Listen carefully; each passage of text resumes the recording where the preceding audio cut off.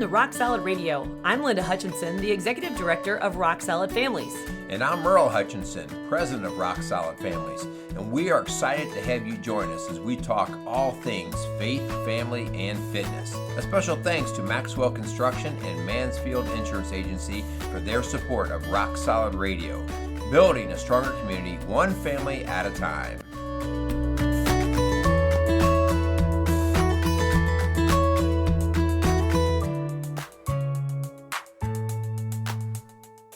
Welcome to Rock Solid Radio. Hi, I'm Merrill Hutchinson, and I'm here with my one and only, my most beautiful... Wait, did you write this script? I didn't write that in there, but... I'm sorry, Linda. You are in a weird mood today. Hey, I just finished eating our favorite lunch. Oh, shh, don't tell the kids. Oh, well, It's Skyline. I don't really care. Yeah, exactly. Yeah, so we just had a little lunch, and our bellies are full, and it's kind of a cool... fallish kind of day, isn't it? Yeah. Well, it may be cool outside, and you're all worried about the breeze blowing because you're going to go for a bike ride. But today we're going to get hot. Whoa! Wait a minute. We're going to get hot in the studio today. Do we need to turn all this recording equipment off? I know. Wait, where are you going with this? No, wait a second. I know this week's title could be a little misleading, but hey, it got your attention. Hopefully, we're talking about a marriage on fire. It just got us shut off of all of the formats out there. YouTube, no. Sorry. No, we're talking about a marriage on fire, and you wanted to call it fanning the flame. Well, a marriage on fire. So Kyle and I just did a show about our houses on fire. So is this the same thing? It wasn't good. It wasn't a good thing when you say your house is on fire. Speaking of Kyle, do you realize how much he makes fun of you for your old sayings? Like, you're really showing your age. Yeah, but you know what? It's called wisdom. Oh, is that what it is? He's lacking. Yeah. Anyway. And so I'm trying to teach him. Yeah. Well, getting back to the analogy of the fire, we can look at fire, hun, in two different kind of ways. And one of them is destructive, where it does burn down your home and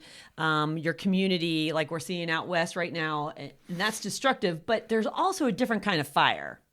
Yeah, and so like a fire could create warmth. Exactly. And heat. Or light. And cooking food. Exactly. So I'm assuming you're talking about a good kind of fire. Yes, we're talking about a good kind of fire. So this is like when our son comes in the house and he says, "Did you guys feel that?" And we go, "What?" He goes, "It's feeling kind of hot in here, isn't it?" And we go like, "Hot?" And he goes, "Yeah, I just walked in the room." Is that what you mean? It's like hot? Oh, that sounds like something you would say. Well, I taught him that. Well, how do you think he got that? Well, either way, the reason why you tuned in, we think the show's got something for you. So we're hoping you'll keep listening. The bottom line is we're going to talk about how to get that marriage hot. Yes. How to keep it hot, right? Yeah. How to get the flames going. We should have called it fanning the flame. Oh, my gosh. We need to probably pay some bills first. Yeah. All right. We want to thank Mansfield Insurance Agency. They have built a reputation on caring, listening, and protecting their customers. Mansfield Insurance Agency began in 1981 by Jim Mansfield and is dedicated to serving individuals and businesses in Indiana, Ohio, and Kentucky. So if you have an insurance need, call Mansfield Insurance Agency today at 800-230-3927. Yeah, we also want to thank Maxwell Construction, which was founded in 1988 by John Maxwell. And since that time, Maxwell Construction has grown and expanded to be one of the most recognized commercial construction companies in the tri-state area. And so if you have any kind of construction needs, we ask you to call Maxwell Construction at 812-537-2200. I had a hard time spitting that out. Yeah, well, see, that Skyline is working against you. It's getting hot. It fires me up. Maybe it's the topic. Yeah, it's the topic. Yeah. All right, we better talk about a couple of announcements we've got coming up with Rock Solid Families. Rock Solid Families, by the way, that is the ministry that actually... is the umbrella that everything else that we do here with Rock Solid Radio and Strong Dads and finishing, all of our exercise stuff, all of it falls under the umbrella of Rock Solid Families. And so that is just something that I think we do mention it once in a while, but not always. It is a nonprofit ministry, and we're just constantly trying to. We do coaching in all those different areas of faith, family, and fitness, and there's lots of different avenues for us to reach out to people, But a big one is just this right here. Right. We realized a long time ago that there's just the two of us, and we can only coach or counsel so many people in the hours of the day. And so this has been the podcast platform, and the blog writing has been one of our greatest education tools. Yeah. That, as we say, we get to do ministry when we're sleeping, Right. And helping couples and stuff like that, and also kind of internationally. Yeah. I mean, anywhere around the globe that you could get access to a show. You could be listening to this and it's the middle of the afternoon and we're sleeping. And so that's a whole goal. We think this message is important for couples to hear, especially the one we're talking about today. Yeah. So we're asking, this is a challenge for you before we ever get to our challenge part. We're asking for every listener out there this week to share our show, regardless of when and how you listen. You may be listening to it the week it's posted, or a month from now, or a year from now, but please take a moment, share our show. If you have social media, we encourage you to go on your social media platforms and share it. We're on Facebook, we're on Instagram, we're on Twitter. Tag us in your post. That's how, hun, we exponentially will expand our reach, I believe, Right. is if we have your help in getting the word out. We think Rock Solid Radio is a way better option, hun, than what some of the things, Yeah. like turning on the news right now. And I think we just need to be right up front here. This is not about us making money. We don't make a dime off of this. We are a nonprofit that works off of donations and private fees for services provided. And so everything that we do on podcasting and blog is done just free of charge. So this is not about if we can get people more money. This is about a message that we believe in at the core of what we're doing with families. So get it out there, share the heck out of it.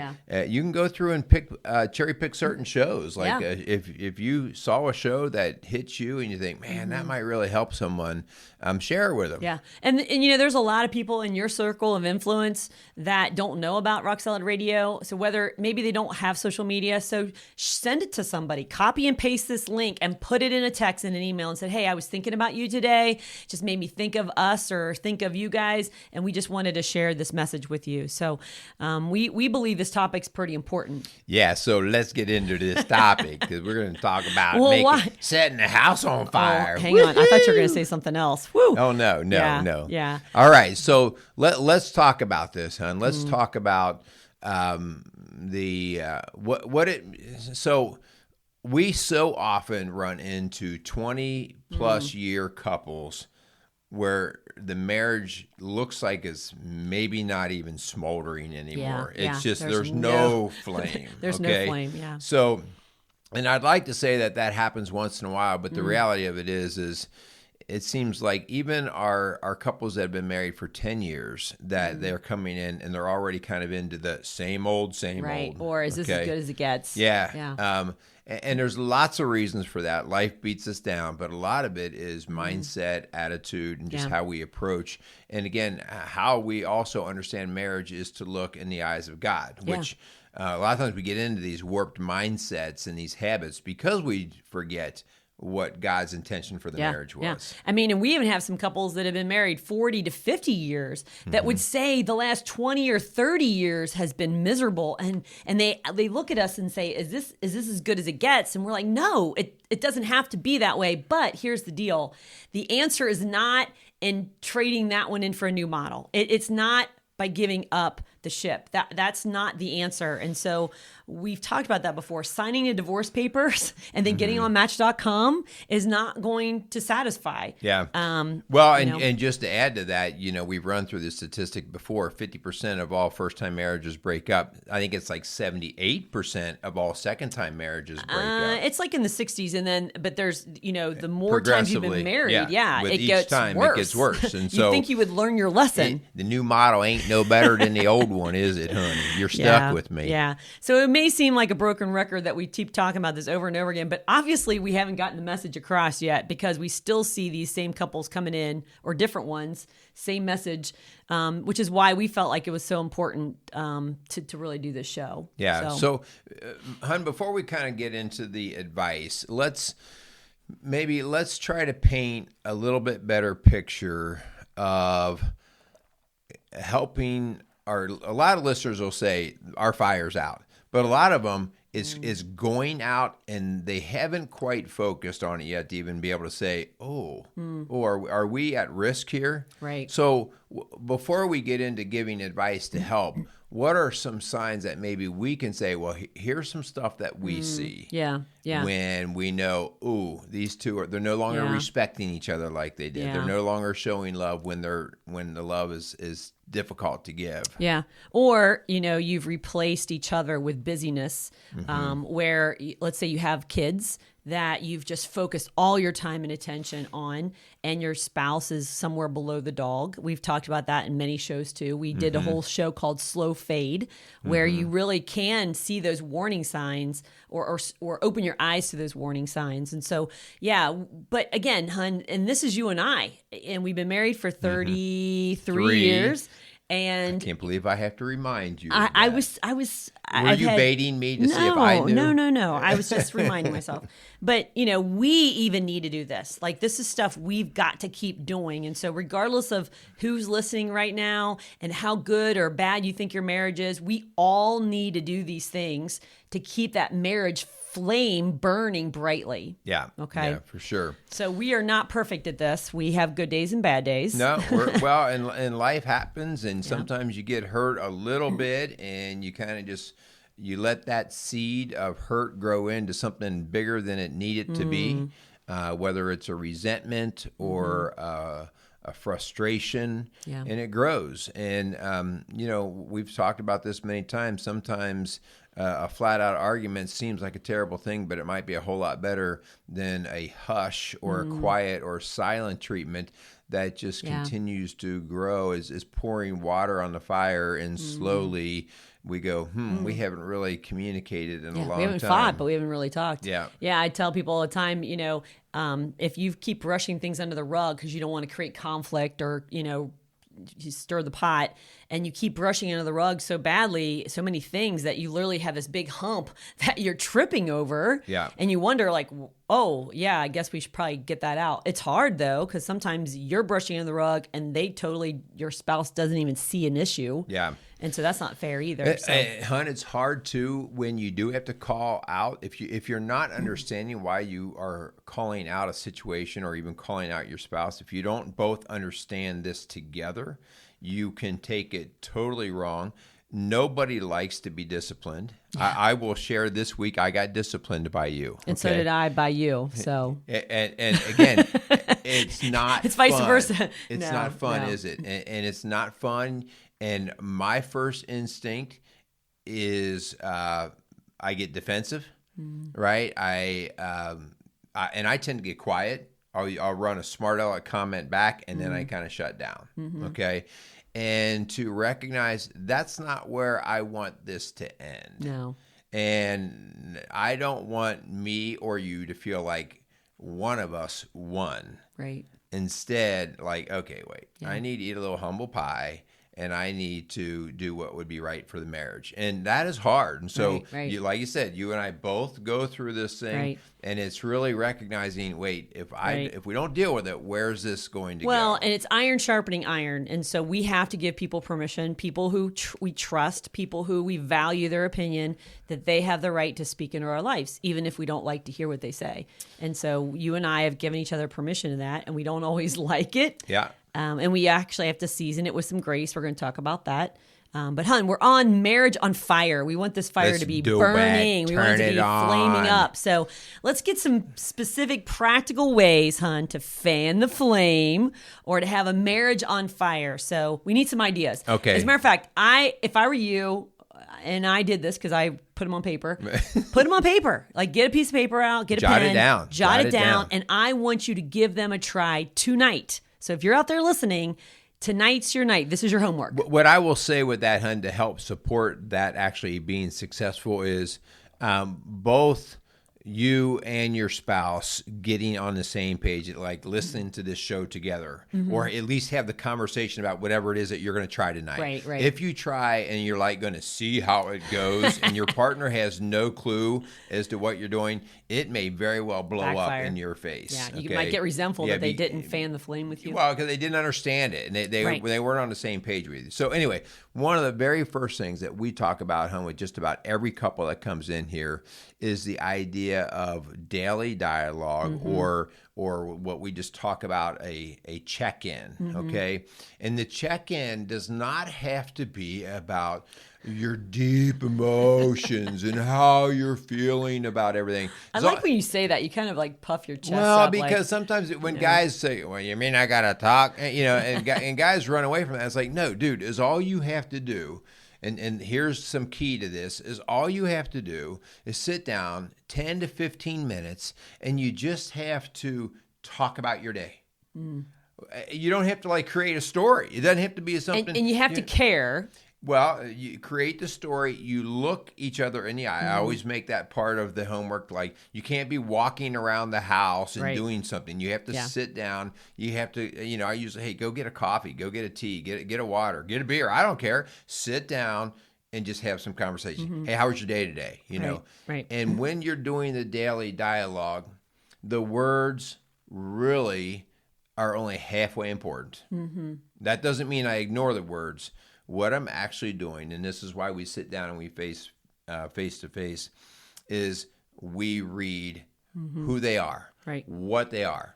Just, Linda, you and I, we can tell when each other is bothered, upset, angry, before we even talk. Yeah. Like, sometimes I'll even say, hun, I can tell you've been upset or crying today. And she hasn't said a single word. And it's not because I'm a genius. It's because, we've just paid attention. Yeah, you're learning to read.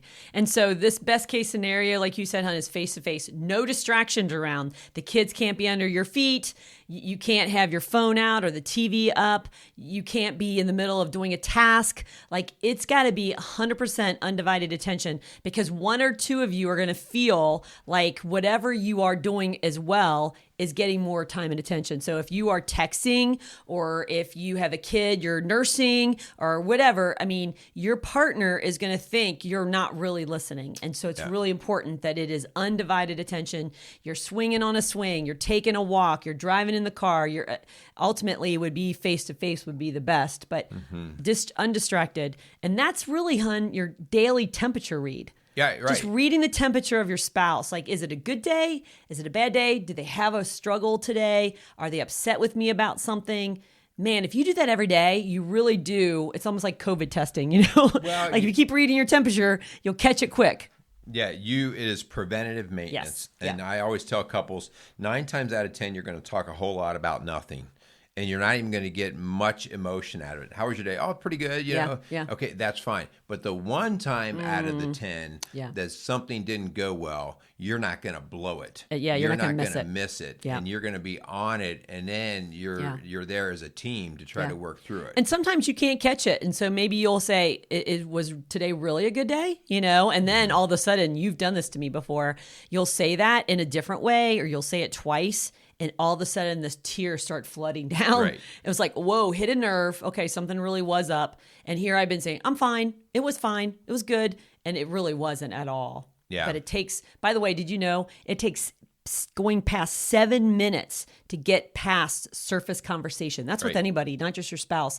So you need at least 7 minutes to get down into what maybe is going on, besides, who's got to go where and what time we're going to eat dinner. You got to have a few more minutes than just one or two. And that time will actually decrease when you get more comfortable knowing and trusting your partner. Right. Like, when you first start doing this, you kind of have to okay, what's kind all of this feel yourself about? Away. But as you start to do this and know, hey, if you had a bad day, you'll know that your partner's going to handle it the right way with you, and you won't have any reason to hold it back. Okay, so that's a biggie. We believe that's a biggie, and that's a homework we give to all of our couples. Here's another one that really will help you fan that flame and create this burn, and that is letting go of past hurts. How long are you going to hold your spouse hostage for what they did a month ago, 2 months ago, a year ago. If there's some true abuse, then that's a different story. Get outside professional help. We're not saying to sit in that abuse.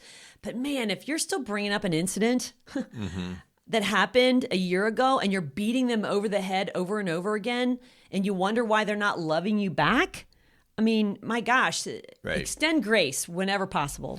Right. I think it's important, especially as this is prolonged. In other words, the resentment or the dislike over a certain situation, that you tend to want to hang on to a reason that you can throw back in their face just as a kind of defense, just to say, well, oh yeah, I did this. Well, guess what you did? Like I can pull back to the past. And so the idea here is, I'm feeling like I have to be able to defend myself. Yeah. And once I stop feeling like I have to defend myself, I won't have to dig back in the arsenal over things that I could throw back at you. And so letting go of those past hurts, this is that forgiveness, hun, like you said, that grace.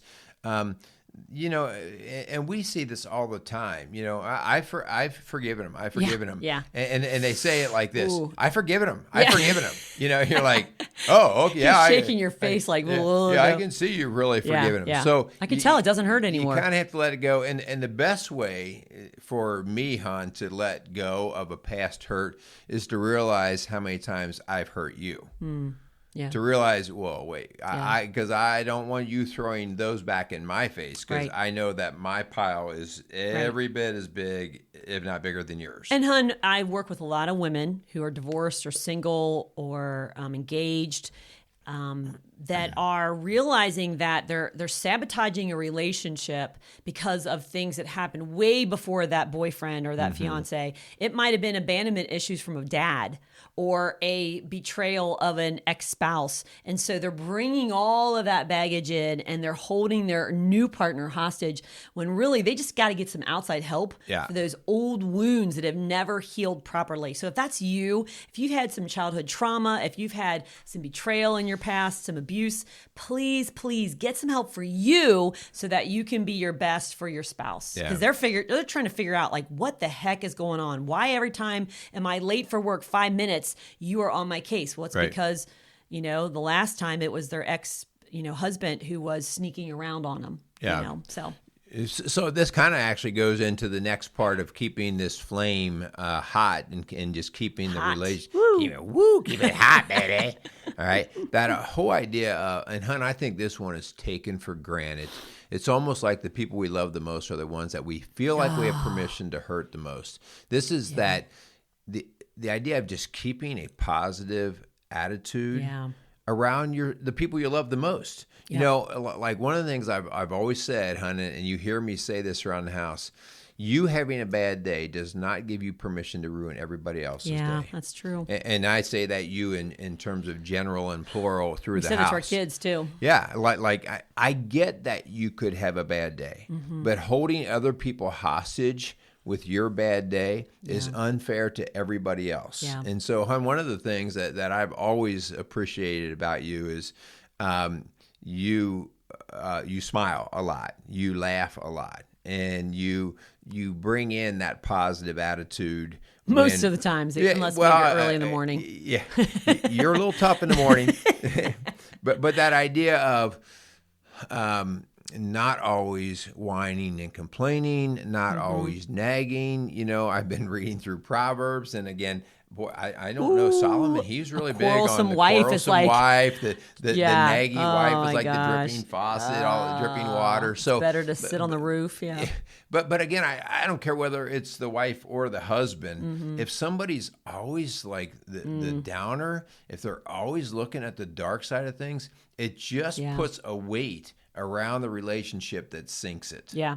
Give your spouse a reason that they want to come home. If they're coming home to a hornet's nest every day, they're going to stop coming home. Yeah. They'll drag their feet. They'll go to the bar first. They'll stop with their friends. And, hun, this is actually from Martin Luther, which of all people, you want to make your hellos and goodbyes every day be in a way that the one leaving will be glad to come home and sorry to leave. And so, you just want to make it a welcoming environment. I can't tell you how much that makes a difference. Yeah, there's no doubt about it. For a couple. So another part of this really kind of continues right in with how we are presenting ourselves in the day, okay? And again, we just diminish the importance of these things. We act like our partner should accept us for who we are. This is who we are. We've been married for over 30 years, yeah, so am they who know I love am. them. You get what you get, you know. And we always say when that attitude comes in, that's one of the very first things that as coaches, you and I jump on. Listen, dude, if you're not going to be coachable, save your money. Yeah. Okay, save your money. Yeah. But the idea that you are faster at showing affection and giving some positive affirmations or just appreciation, showing that we did a whole show on the attitude of gratitude. A couple shows. Actually, a couple, as we talked about recently. Just that whole idea, you know, when was the last time you just looked at this guy that's driving you crazy and you said, you know what, I forgot why I loved you. I forgot why I married you. I loved you because you were patient with me, or you were really a handyman, or you were you always had our family at the forefront of taking care of us and providing. When was the last time you said that? Those are those affirmations that make that guy want to come back for more. Oh, and I got to tell you this story, and I think they'll be great because they're excited about what God's doing. But have a client who's been really struggling with some childhood trauma and getting some help for that. And in the meantime, her marriage is starting to change. Her heart's starting to soften toward him. And they were actually out on a little date night the other day, and she was smiling at him across the table. And he said, I just never realized how beautiful your smile was. And she's like, oh my gosh. He wants something, honey. He wants something. But it was the sweetest thing, you know, that he said that really just lit her up. Yeah. But the fact that she's smiling, she's smiling again. And he's been missing that. Yeah. But now he's appreciating it. And he's telling her how much he appreciates it. And gosh, that just brings life into a relationship. Yeah. And once they see that emotion in each other again, like, oh, wow, that actually good stuff. That did touch their heart. Yeah. It makes you want to do it again. Yeah. Right? Go ahead. You were getting ready to jump. This next one is important, and it means so much to me, is that you're reliable with your word, that you mean what you say and you say what you mean. So your spouse can trust your words. So if you say you'll be home in an hour, you're home. If you say you're going to shave off your mustache because it bothers me, you do it. You don't keep it and then say, oh, I changed my mind. I just want to, like, don't take it back. Don't make an excuse. Obviously, things happen. But man, if things happen and you had been counted on, that you apologize, that you acknowledge that you broke that trust, that you weren't reliable, and then you try not to let it ever happen again, because man, that reliability just continues to build that trust and to build that intimacy and to fan that flame of that marriage. Right. I think that's a huge point, hon. I think especially early on, being very reliable is one of the things that create the foundation for trust. Okay. And we see this all the time when trust is broken. Both people are hurt, and they're wondering, the one who broke the trust is like, how long is this going to take for me to do? That's how many hoops do I have to jump? Yeah. Right. And oftentimes I say, I have no idea how long this is going to take. This is going to be a team coming together, but your words and actions have to match if we're going to establish a foundation for trust again. Yeah. But on the other side of this, I want to be really careful, especially I always ask my couples, is that a well-intended man? Is that a well-intended woman? Is that a good person? I didn't say perfect. Is that generally a good person? Yeah. Okay. And so when I believe that you or I are just well-intended, not perfect, but well-intended, I can start to show grace. Because if we don't, if I tell you I'm going to be home in 15 minutes and it's 18 minutes and you're 3 minutes late. Yeah. That is a problem. I'm keeping score. Yeah, we're keeping score. We're counting rights and wrongs versus, you know what, are they generally out there trying to get it done for us? Right. Yeah. And if you keep score, you're going to both lose. Yep. Okay. We're just telling you, throw the scorecard away. it's never going to work. And you may do 90% of the work around the house and you're keeping score of every single thing you do and you're checking on what they're not doing. Throw that scorecard away. Yep, you'll lose, just like you said, every time. Yeah. How about this, hon? How about keep dating each other? Whoa. Ooh. So what do you mean by that? Like, well, I mean, take turns planning special evenings. Just because you've been married 33 years doesn't mean you can't go on a date. You know, as a matter of fact, you need to do that even more. We did a whole show on date nights, by the way. You can go back and check that out. But keep that flame alive. And if your partner isn't great at this, okay, then maybe that's your job to put it on the calendar and to protect that date but hopefully through a little massaging that, they'll take the ball and be willing to give it a try. But sometimes it's just not their wiring at first. You can't sit there and let it get in your crawl and get mad about it. Like, oh, we haven't been on a date in a year because it's his turn to plan. You know, put it on the calendar. And I think we have to be careful because this depends a lot on people's personalities and their taste. Yes, there can be very special dress-up kind of dates. Okay, we're going to get reservations at a dinner, we're going to catch a show, we're going to dress up a little bit, blah, blah, blah. That could be the case. You know, if that's something that is very difficult or awkward or uncomfortable, really what we're talking about is quality time together. Right, purposeful quality that time. you both enjoy. Yeah, you and I just was laughing about our skyline that we ate. I mean, that was a little bit of a date for us because we separated from our day of work. We went out. Yeah, don't tell our kids. But by the way, they will see Skyline cups in the thing. They'll be like, who went to Skyline today? And I'm like, we did. Yeah. And they're like, you didn't invite us. I'm like, exactly. And I didn't ask for permission either. Exactly. So, but it's just that idea of having a little bit of away time, talking about the things that just the two of you kind of have in common. How the kids doing? What kind of dreams do we have? What are we going? You know, there's also, especially when I see when I'm working with couples that are kind of in a challenging situation, there are certain topics during those times that I say that's off limits. Yeah. Because what we have to do during date time is do stuff that strengthens. Right. Yeah, we have to strengthen the relationship. So if you know there's a contentious topic out there, you just both agree, let's not go down that road during this time. Yeah. And hun, while we're on that topic, I think this is a great segue to that. You also need to remember that you're both wired differently. And so what you enjoy, your partner may not. It may be a chore to them. For instance, you and I dated and you were looking for a workout partner. And I'm not that great workout partner. You know, you were a triathlete and you love to bike ride and run. And so I would go out on a bike ride with you and it was And we were both miserable.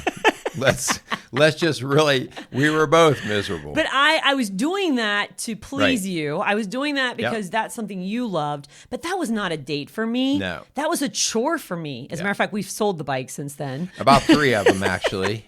But what I'm saying is that if you love to travel, for example, but your partner does not, then you can't call that a date. They may be willing to do that to please you, but they also may look at you and say, hey, that's not enjoyable for me. Why don't you go with a friend and let's find something else for us to do together? Because that does not, that gives me anxiety, let's say, or that, you know, that stresses me out. And so that's something where you have to decide together. You know, like for instance, you mentioned dressing up and going out. Like that might be something that excites me, but you probably don't want to put a suit on. I'm not real excited and about go to a that. fancy restaurant. So that's really not once in a great date. while, but yeah. So you'll do it to please me, but that's not enjoyable for you, and vice versa.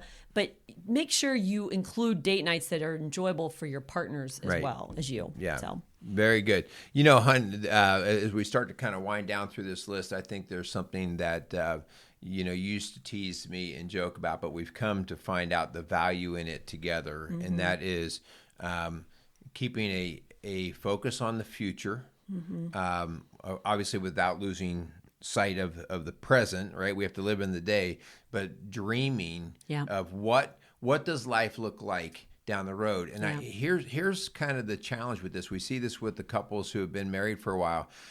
Sometimes life, when you're busy with kids and everything, you don't really actively dream too much because kind of life is happening. You're chasing kids, you're doing games, and it's full of energy, it's full of all these things. So you're just like, oh, well, this is our life.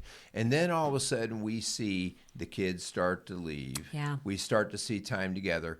And we see time apart from each other, and if we don't actually come together on a common dream, we will dream apart. Yeah, exactly. And that means Lose we will focus. drift apart. Yeah. And if we dream apart, we'll drift apart. The next thing you know, I'll be planning my bike trips that go take me across the country. You'll be planning your trips with your ladies and stuff to have fun. Yeah. And the next thing you know, we will just be kind of passing each other. And we've seen that. The flame goes out. Yeah, and we've seen that a lot. And so you really have to be intentional, about the things that we've talked about above. Your spouse's love bank, when it is filled with the things that we've mentioned, it's ready to give back to you.